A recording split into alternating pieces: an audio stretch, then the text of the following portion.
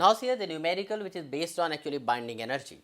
Calculate binding energy of alpha particle from the following data. You have got mass of free proton, that is 1.007825 U, that is actually AMU. Similarly, mass of a free neutron, that is 1.008665 U, and mass of helium nucleus is given to you 4.002800 U. So now, by using these data, you have to calculate binding energy of the helium nucleus. We know it, that is, the helium nucleus is actually 2He4. It has got the 4 mass number and 2 atomic number. So it has got actually 2 protons and 2 neutrons. So helium nucleus has 2 protons and 2 neutrons. By combining these 2 protons and 2 neutrons, we can get helium nucleus. So first thing is here we have to calculate mass defect in this process.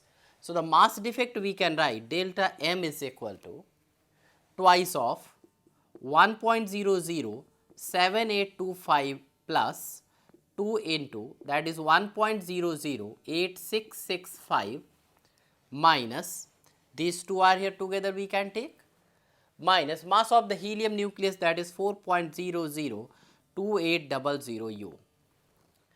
But here while doing these numericals, you are not supposed to round off all these numbers. Let it be here like this. Now we can calculate here. When we solve this thing, we can get 4.03298 minus 4.002800 U. This is here delta M. And now we can get it here 0.03018 U. This is the mass defect in this process or during the formation of helium nucleus. Now we can calculate binding energy.